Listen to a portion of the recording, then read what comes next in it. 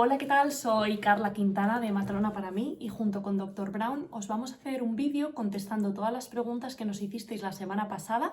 El tema que vamos a tratar es el posparto materno.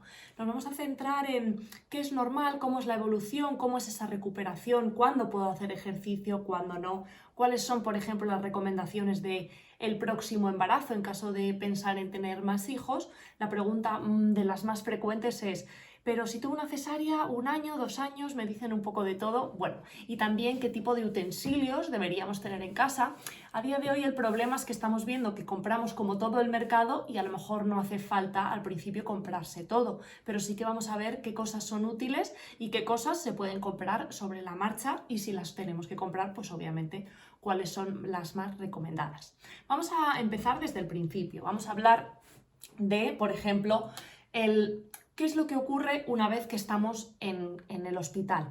Una vez que estamos en el hospital podemos tener ya sea un parto vaginal o podemos tener una cesárea. Partos vaginales hay instrumentales también, como el conocido forceps, o una cosa que es más habitual que el forceps, que es la ventosa o kiwi que llamamos. Bueno, simplemente sería para ayudar a ese bebé en algún punto en concreto que está sufriendo, que hay sufrimiento fetal, que la mamá no puede empujar por la razón que sea, ya sea porque está cansada, por X razones. A veces tenemos que tener un parto instrumental y también hay que tener en cuenta eso, esas episiotomías, esos puntos. Entonces, ¿qué es lo que ocurre una vez que doy a luz?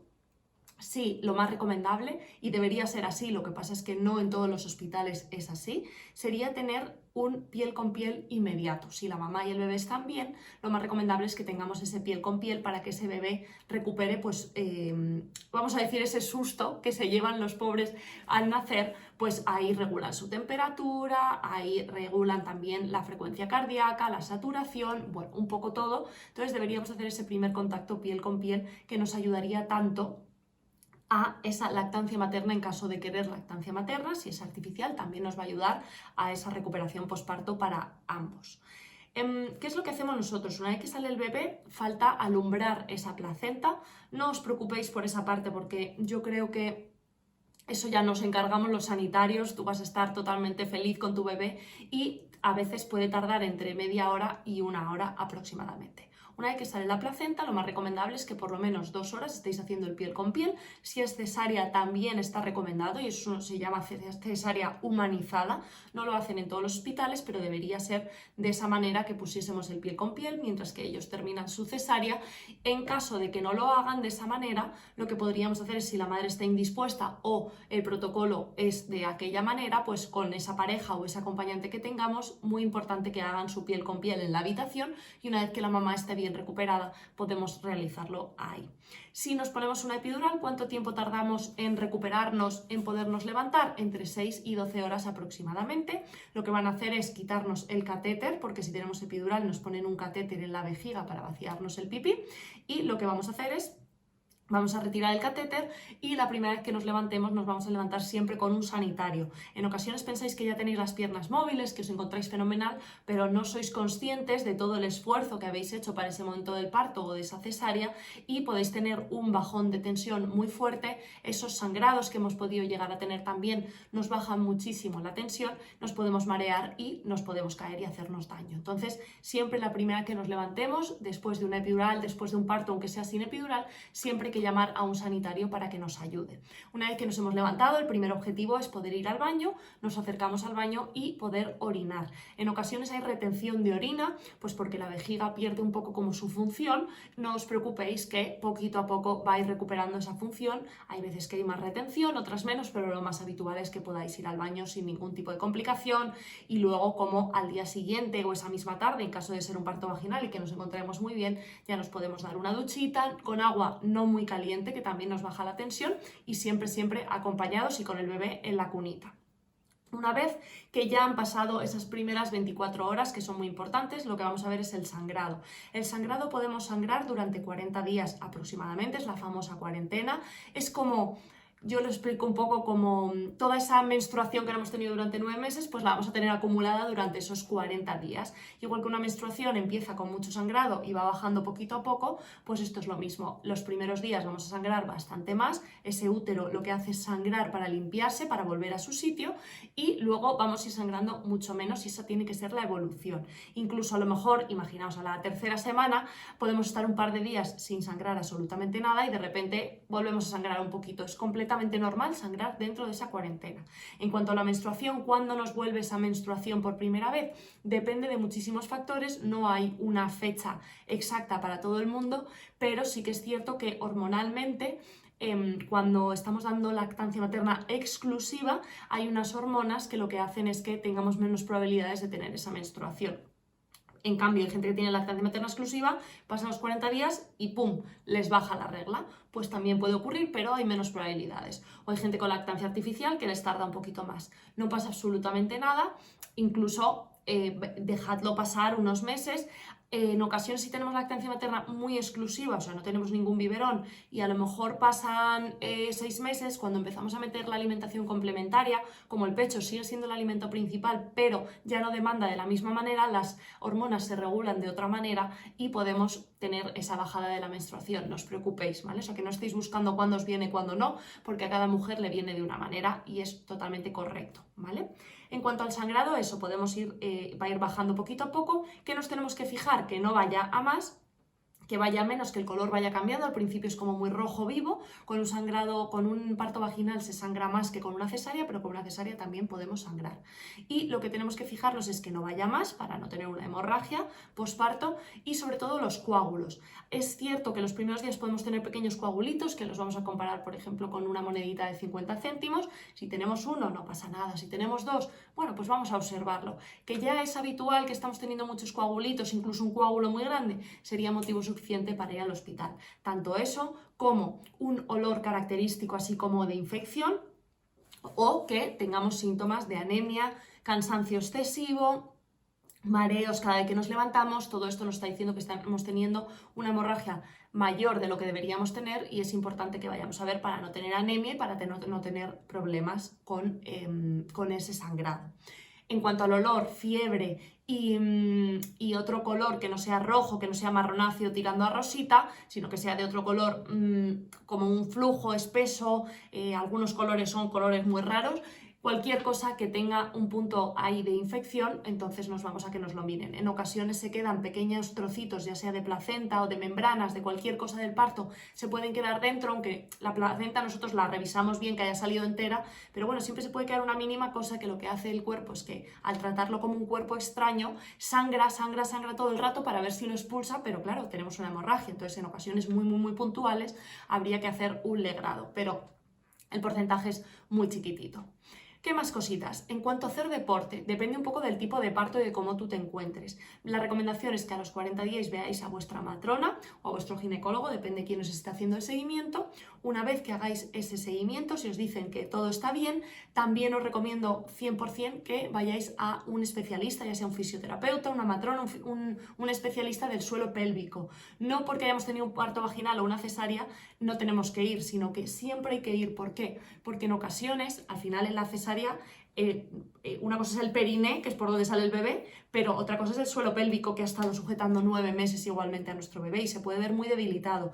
Podemos pensar, ay, yo me encuentro fenomenal, me voy a poner a correr. Tu suelo pélvico está muy debilitado y lo que ocurre es que eso va a peor. Así que siempre una revisión del suelo pélvico para que nos digan, pues tu suelo pélvico está, no voy a inventar, al 60%. No te pongas a correr porque es muy agresivo, empieza con un pilates, un yoga para fortalecerlo y una vez que ya volvamos a revisar, entonces ya, por ejemplo, podemos pasar a correr o hacer otro tipo de actividad adecuada a la evolución de tu suelo pélvico. Así que revisión de suelo pélvico 100%. Seguridad social y privado normalmente no lo cubren, así que es un servicio que habría que pagar, pero pagar en salud lo que va a hacer es que luego no tengamos esas incontinencias, ya sean de orina o fecales, tan habituales después del parto por no cuidarnos ese suelo pélvico. No vale hacer ejercicios de Kegel así a lo loco y ya está, sino hay que ser tratados por un especialista. Entonces el ejercicio normalmente después de esa cuarentena y después de esa revisión del suelo pélvico, un parto vaginal, pues después de la cuarentena podemos empezar a hacer deporte y hacer este tipo de cositas según nuestro cuerpo nos vaya diciendo, y a lo mejor con una cesárea sí que dejaríamos 6-8 semanas para empezar a trotar un poquito más. Caminar, coger cosas, todo eso se puede hacer desde el principio, no habría ningún problema. En cuanto a volver a quedarnos embarazadas, lo que podríamos es, depende, vais a oír de todo. Para un parto vaginal yo sí que os diría que esperéis por lo menos 6 meses para que ese cuerpo se recupere, la vagina vuelva también a su sitio, el útero, bueno, todo cicatrice bien por dentro, y sobre todo no solo por cicatrizar, que también, sino porque tener un bebé de 2 meses y volver a quedarte embarazada no os lo recomiendo a nadie, porque de verdad que es un trabajo súper duro. Así que aunque los queráis tener muy seguidos, por lo menos dejad a vuestro cuerpo entre 6 meses y 12 meses para que se recupere bien. En cuanto a una cesárea, vais a oír un poco diferentes recomendaciones, pero bueno, una cesárea por lo menos 1 año para empezar a pensar en volver a tener otro bebé, ya que no es por la cicatriz de fuera, sino es por el útero, que tiene que cicatrizar por dentro. Cuanto más cortito sea ese periodo entre una cesárea y otra, lo que va a ocurrir es que hay más riesgo de rotura uterina, porque obviamente eso no está bien cicatrizado. ¿Podemos tener un parto vaginal después de una cesárea? Por supuesto, si no hay contraindicaciones no hay problema, pero si tú tienes una cesárea y a los 5 meses, 6 meses te vuelves a quedar embarazada, ese útero no está todavía bien cicatrizado y ya te digo que lo más seguro es que no te den la oportunidad de tener un parto vaginal, porque hay muchos más riesgo de rotura uterina. ¿Que pasa más de 1 año? Entonces ese útero está bien cicatrizado y por poder intentarlo se puede intentar sin ningún problema. Más cositas a tener en cuenta. En cuanto a las compresas, ¿cuáles se recomiendan? Se llaman compresas tocológicas, no vale esas con alas, plástico, todas estas cosas salva slip. Eso no se recomienda porque hay mucho más riesgo de infección. Al final todo eso está cicatrizando aunque no haya puntos y es un caldo de cultivo. Como metamos un plástico, unas alas de estas, de las típicas compresas de antes del embarazo, hay mucho más riesgo de tener una infección. Así que de esas de celulosa, de posparto, tocológicas, gorditas, y cambio frecuente de compresa para evitarlas o reducir esa probabilidad que tenemos de infección. En cuanto a los cuidados de los puntos, ya sea de puntos de cesárea o puntos de la vagina, es muy sencillito: agüita, jabón y ya está. Hay muchas marcas de jabones, un jabón neutro, cualquiera, normal. Nos limpiamos bien frecuente y no seamos demasiado limpias, vamos a decir. Es decir, la gente que es demasiado limpia, que está todo el rato limpiándose con jabón todos los días 5 o 6 veces, lo que ocurre es que al final sí, se carga esa flora vaginal mala, pero también se carga la flora vaginal buena, esas bacterias buenas que tenemos ahí que nos protegen de las infecciones. La gente que es demasiado limpia, vamos a decir, tiene mucho más riesgo de infección que una persona que se lava una vez, que sería lo habitual. Entonces, no os paséis de lavaros con jabón. Lo que podéis hacer es, como puede ser un poco incómodo porque al principio sangramos más y queremos estar limpios, es cambio de compresa muy frecuente, que esté lo más seca posible, y lo que podemos hacer es una vez con jabón al día y las demás veces con agüita, secamos bien al aire y listo. No hagáis una tontería que estamos escuchando un montón, que es con un secador secarse los puntos para que se sequen antes y se caigan antes. Por favor, no hagáis eso, porque yo os hago la pregunta. Me encantaría teneros ahí, que me contestaseis, pero ¿cuántas veces habéis cambiado el filtro de vuestro secador? Seguramente no sepáis ni que tiene filtro, ni si se puede cambiar, ni nada. Entonces, eso quiere decir que es una guarrada. Todo ese aire, al pelo me da igual, me lo seco y listo, pero todo ese aire con toda esa suciedad acumulada en la zona de la vagina, pues obviamente no es lo más correcto.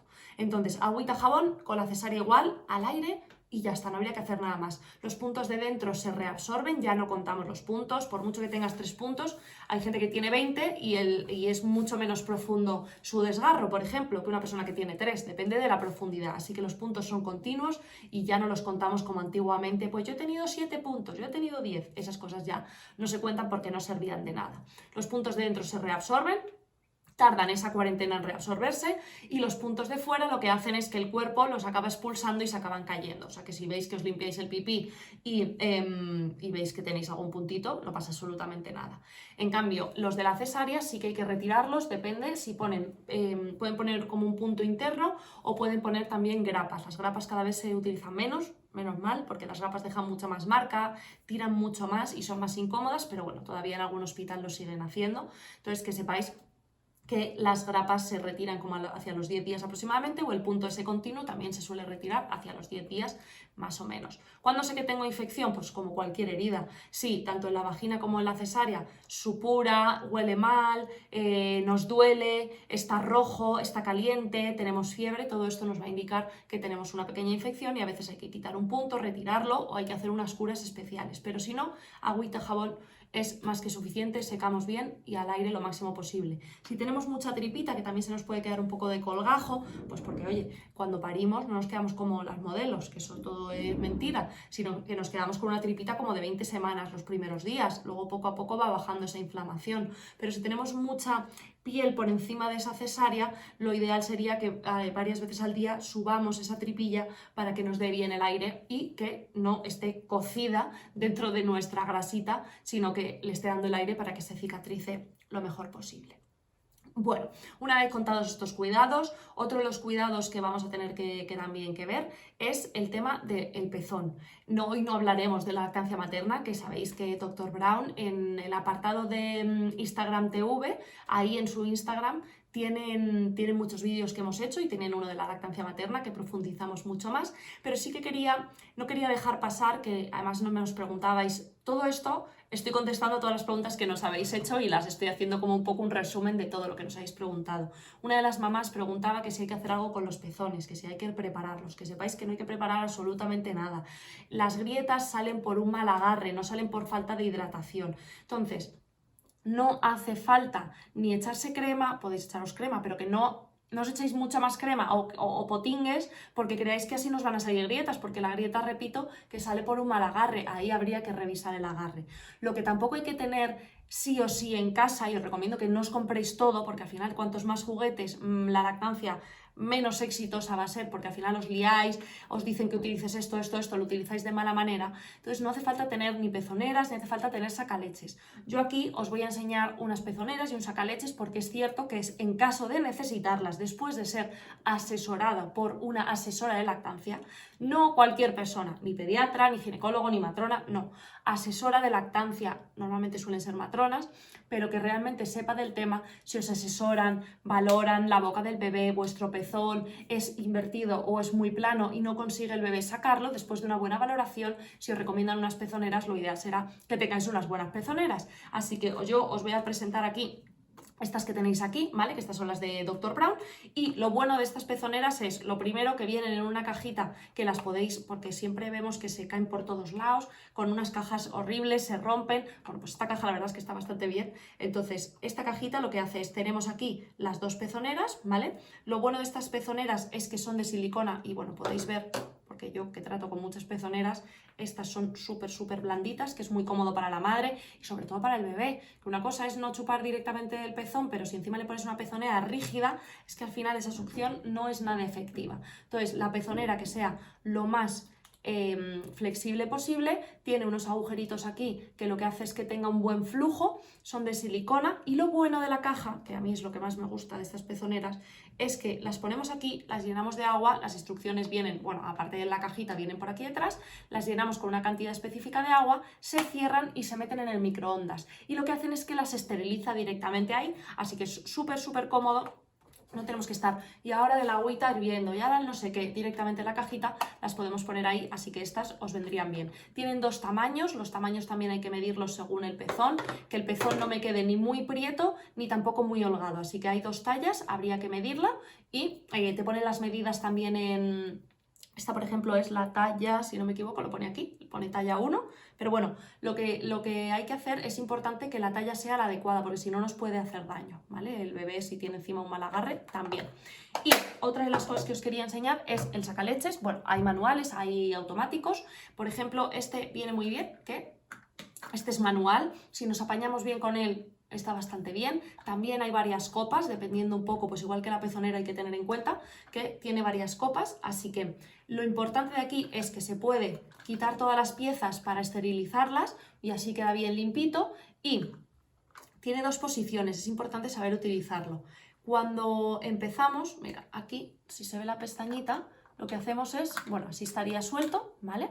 Pero claro, hay que estimular el pecho como si fuese nuestro bebé. Nuestro bebé al principio empieza a hacer una succión como de llamada, vamos a decir, al pecho, una señal, pero luego ya empieza una succión mucho más efectiva. Pues aquí vamos a hacer lo mismo. Para tener el mayor éxito, tiene una pestañita aquí y lo vamos a poner en el primero, ¿vale? Tiene como dos botoncitos, uno aquí y otro aquí. Entonces el primero, aquí lo vamos a poner y tiene que quedar así, ¿vale? Entonces, que haga bien vacío y lo que vamos a hacer es lentamente, sin que nos duela, le vamos a ir dando. Una vez que veamos las primeras gotas ya cayendo, lo que vamos a hacer es cambiar el flujo. ¿Cómo se cambia el flujo? Porque en los automáticos tienen botones, pero aquí cambiamos el flujo, es muy fácil. Y ahora está en la segunda pestaña, entonces la succión es mucho más profunda e imitaría la de nuestro bebé. Lo bueno de estos biberones es que se te queda ya directamente el biberón. Ahora mismo no tengo el aparatito aquí dentro, pero dentro viene una cosita que es de color verde, en este caso, porque estos biberones son anticólicos, que es lo más importante. Siempre estáis, ¿qué tipo de... Siempre estáis hablando, ¿qué tipo de, ¿cómo se llama?, de leche tengo que utilizar para mejor, para mi bebé, qué marca, tal?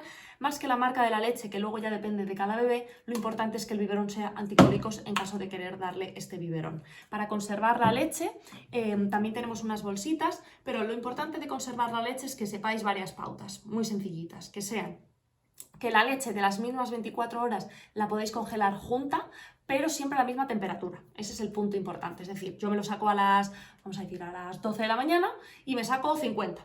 Pues eso lo meto en mi bolsita, pongo la fecha y todo y la guardo en la nevera.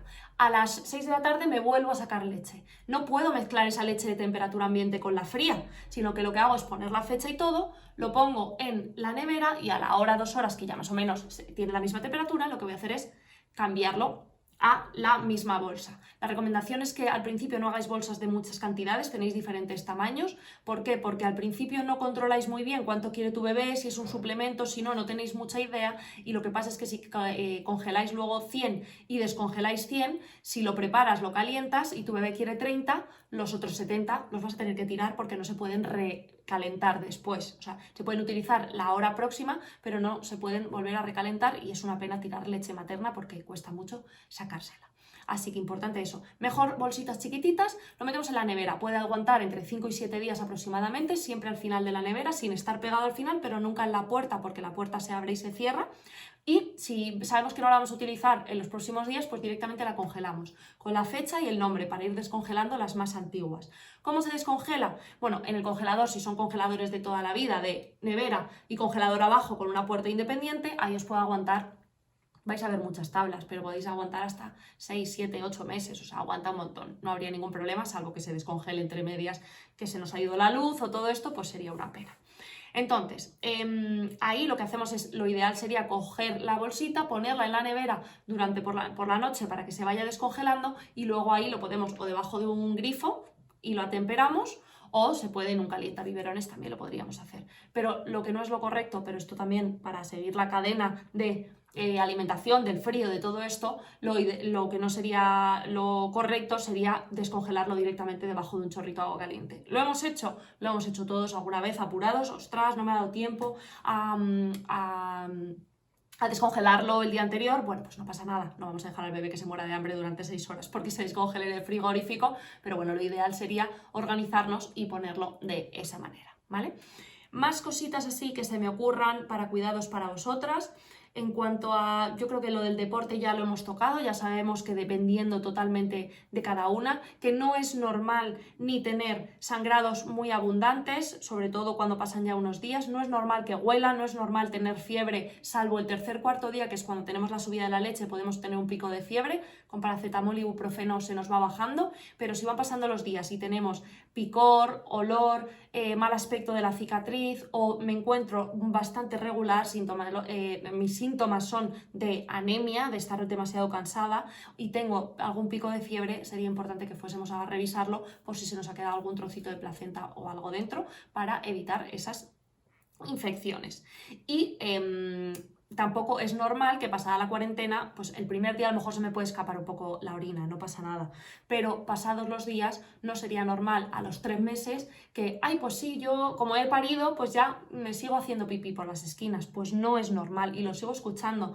Es que yo cuando bailo pues se me escapa un poquito, pero bueno, como he sido madre, no. La calidad de vida tiene que ser buena. Y esto no es como antiguamente que las pobres abuelas iban con la tena lady por todos lados, sino que nosotras queremos calidad de vida. A día de hoy trabajamos la mayoría y ya no estamos en casa solo para cuidar a nuestros hijos, que ya bastante trabajo es, sino que ahora mismo queremos tener una vida social como la de cualquier persona, así que necesitamos calidad de vida y sobre todo para el tema de las relaciones sexuales tampoco es normal que nos duela. Así que es normal que la primera vez, que una cosa importante que no había dicho y quería terminar con esto, es que durante la cuarentena no se recomiendan, para que os quede claro, que entre nada dentro de la vagina, vamos a decirlo así, ¿vale? Ya sea parto o sea cesárea. Con cesárea seguramente tampoco te apetezca mucho porque vas a estar un poquito más incómoda. Pero que no entre nada dentro de la vagina, ni copas menstruales, ni tampax, ni bolas chinas, ni relaciones sexuales con penetración. ¿Podemos tener orgasmos? Por supuesto que podemos tener orgasmos, pero no con penetración, ¿vale? Porque al final eso está cicatrizando, todo lo que entre dentro aumenta el riesgo de infección. Así que nada dentro. Una vez pasada la cuarentena, esa revisión del suelo pélvico y de nuestra matrona, entonces a partir de ahí podríamos empezar a tener nuestras relaciones sexuales, nuestros tampax, lo que queramos, ahí sí que podríamos. Pero si no, no, ¿vale? Así que importante, en cuanto a piscinas, ¿cuándo nos podemos bañar? No se recomienda bañarse en piscinas ni tener bañeras, ni darse un baño en esa cuarentena, ni en el mar, ni aunque no haya tenido puntos, me da igual, una cosa es por fuera y otra cosa es por dentro, así que lo siento, ahora en verano, pero nada de baños hasta pasada esa cuarentena, ¿vale? Nos podemos dar duchas, todas esas cosas así, aunque tampoco creo que te apetezca mucho meterte en una piscina cuando todavía estás sangrando y no te puedes poner un Tampax. Entonces son cosas que tampoco, pero bueno, aquí hay que dejarlo todo claro y hay más riesgo de infección. Y para finalizar el vídeo, yo creo que hemos contestado todas las preguntas que nos habéis hecho, incluso muchas más, es el tema de los anticonceptivos. Cuidado con la lactancia materna exclusiva, que dicen por ahí que sí, que es un anticonceptivo seguro. No, y anda que no vemos embarazos no deseados, vamos a decir, o prematuros, por pensar que, como no tengo la menstruación, pues no estoy ovulando. Cuidado con eso. Así que, por favor, poneros anticonceptivos. Hay millones. ¿Cuál es el mejor? Depende de cada una. Está el preservativo, hay pastillas, hay también... ¿Qué más tenemos? Tenemos el DIU. Hay millones y millones de anticonceptivos que va a ser uno específico para ti, dependiendo de lactancia materna, que hay muchos que son compatibles con ella, dependiendo del tipo de reglas que tuvieses antes, la primera menstruación, y también tener en cuenta que no va a ser la menstruación normal que teníais antes. A veces es muy larga, a veces es muy corta, solo un sangradito y de repente a las 2 semanas volvemos a sangrar. Es como que el cuerpo otra vez está volviendo pues a la normalidad. Así que por favor, anticonceptivos, una charla buena de sexualidad con vuestra matrona y poquito a poco mucho lubricante. Con la lactancia materna baja muchísimo la lubricación de la vagina y nos puede doler esas primeras penetraciones y podemos cogerle manía a tener relaciones sexuales, y no es normal que a los 6 meses no hayáis tenido ninguna, no hayáis retomado esas relaciones sexuales, ya sea por tu pareja o por ti. No es lo normal y psicológicamente habría que tratarse, porque seguramente tenemos miedo a volver, y esto completamente normal. Y sobre todo el tema de la depresión posparto y del maternity blues, que yo creo que os he hablado muchas veces de él, pero el maternity blues es como un estado de una montaña rusa, vamos a decir, de sensaciones que las vamos a notar esas 2-3 primeras semanas. No os preocupéis si os sentís de repente llorando y de repente la alegría de la huerta. Hormonalmente somos un cóctel explosivo, pero lo que no es normal es que pasadas esas semanas nos sigamos encontrando demasiado cansadas, apáticas, rechazo a nuestro bebé, ya estás como todo el rato con una actitud muy bajita. Habría que valorarlo con un especialista, una psicóloga perinatal que se llama, para poder valorar si tenemos una depresión posparto. El maternity blues lo pasamos el 85-90% de las mujeres, yo os diría el 100%, pero bueno, los estudios dicen eso, es completamente normal. El tercer día suele ser el peor porque nos sube la leche, hormonalmente estamos como muy revolucionadas, no pasa nada, cogemos los Kleenex, nos limpiamos las lágrimas y seguimos adelante, y la maternidad poquito a poco se va regulando con ese apoyo de nuestra pareja imprescindible. Mucha comunicación. No lo queráis ser vosotras superwoman y todo vosotras, sino que dejad, delegar, que vuestra pareja os apoye, que no es como, oye, ¿me ayudas? No, no me ayudas, oye, colaboras, ¿no? No deberíamos decírselo, pero a veces No hace falta de fisio, pero a veces hace falta. Entonces, que colaboren porque es su hijo. No es, oye, ¿me ayudas a cambiar el pañal? No, es que no me estás ayudando, estás haciendo tu trabajo igual que yo hago el mío. Así que importante, comunicación, comunicación, comunicación y mucho apoyo en el personal sanitario. Por supuesto, nosotros desde Matrona para mí, Dr. Brown también, por supuesto, estamos aquí para apoyaros. Tenemos un equipo multidisciplinar que os puede ayudar en todas las etapas, tanto de antes del embarazo, parto, posparto. No os sintáis solas, que a veces ocurre que entramos en una depresión posparto porque no sabemos a quién acudir y pensamos que es normal sentirse bajita y no es normal. Tampoco es normal la maternidad como la venden, que todo es súper feliz, amor a primera vista. No siempre es así. Daros vuestros tiempos, comunicación, apoyaros en nosotros y disfrutad de cada momento, que como siempre dice, y es un tópico que todo el mundo lo dice, es que pasa muy rápido y de repente tenéis a vuestro bebé ya no tan bebé en la universidad. Así que aprovechad cada momento. Espero que os haya quedado claro pues todas estas cositas del posparto materno. Cuidaros mucho vosotras, que si vosotras estáis bien, vosotros, los bebés, van a estar bien. No solo os centréis en el bebé. Primero nosotras, que estemos bien psicológicamente, emocionalmente y físicamente, y entonces nuestro bebé irá todo rodado. Nos vemos en el siguiente vídeo.